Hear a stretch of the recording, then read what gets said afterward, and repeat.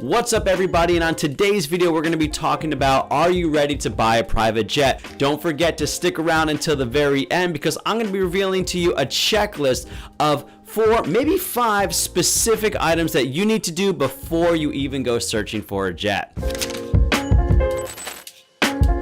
So buying a jet is a super exciting event in your life. You've made it. It's time to buy a plane. So let's talk about all the things that we need to think about before we even start looking for that jet. Number 1, what kind of a plane do you need? We're going turboprop versus jet. Now, obviously the pros of the turboprops are gonna be, they're gonna have a high useful load, so that means you can take a lot of stuff and people with you.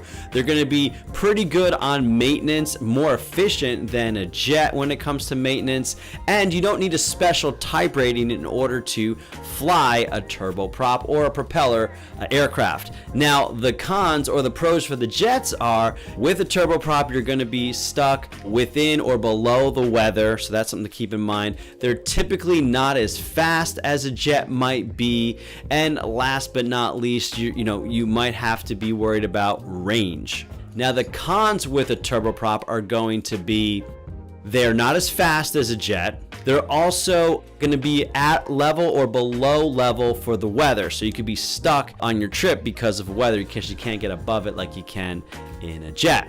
Either way, turboprop or jet, as of right now, the acquisition costs actually are similar, and in some cases, a turboprop can end up costing more than a jet to acquire. So really, it comes down to personal preference, maybe what you have experience with. Next, let's talk about how are you going to use it. So I always ask these 2 questions. How many people do you need to take with you? And how far are you going? Now, this is really important. When you're going through looking for the right model, you're going to see a capacity. Let's say a Citation 5 can do up to 8 passengers, and you're going to see a range. A Citation 5, roughly 1700 nautical miles. Now, don't put those 2 together. This is very important. It's what a lot of people do. The reality is, when you are filling a jet up with full fuel, that's going to take away some of your weight or your capacity of people to bring with you. So if you're going to fill the cabin, you might not actually be able to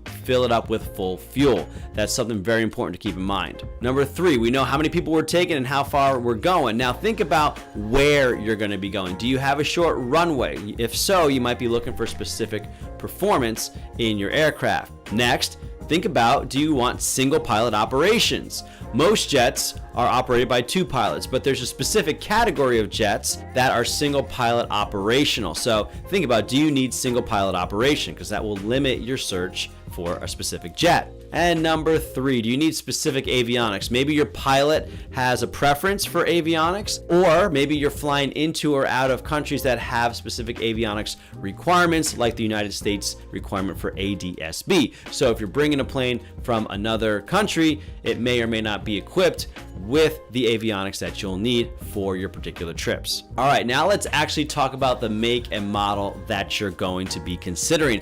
I consider 2 things of primary importance when it comes to consider what exact make and model jet we're going to be getting. Number 1 is pilots.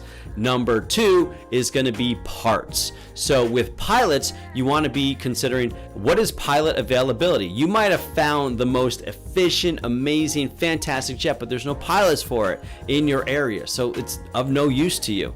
Or you might have found a jet that's got amazing availability for pilots, but the parts are never available, so the plane spends all its time down for maintenance and in the shop, and that's no bueno either. So consider, when you're looking at a specific make and model, what's the pilot availability and what's the parts and manufacturer support going to be when you're taking that into account. And lastly, who are you going to partner with? Who are going to be your advisors, the influencers in your circle of friends to help you make this important decision? So you could be thinking about working with an acquisitions broker, which I highly recommend, but you might also have a pilot that you want to bring into the decision making. You might have a significant other. You might have business partners. Think about all the decision makers that are going to be going into this decision and make sure they're all on board with how we're going to be moving forward. All right, so I promise you, if you stuck around to the end, I'm going to give you a couple of things that most people don't do, or most people don't get taken care of before they go searching for a jet.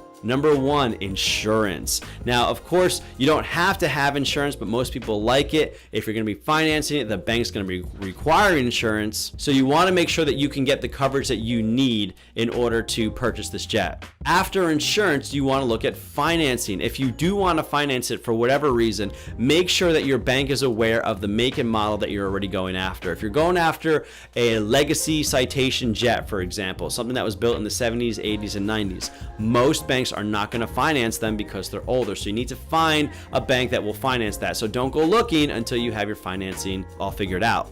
So number one, insurance. Number two, financing. Number three, pilots and hangars. So let's think about this for a second. You go and buy a jet, but then you have no one to fly it. Okay, that's not going to be a good thing. Number four is going to be, where are you going to park it?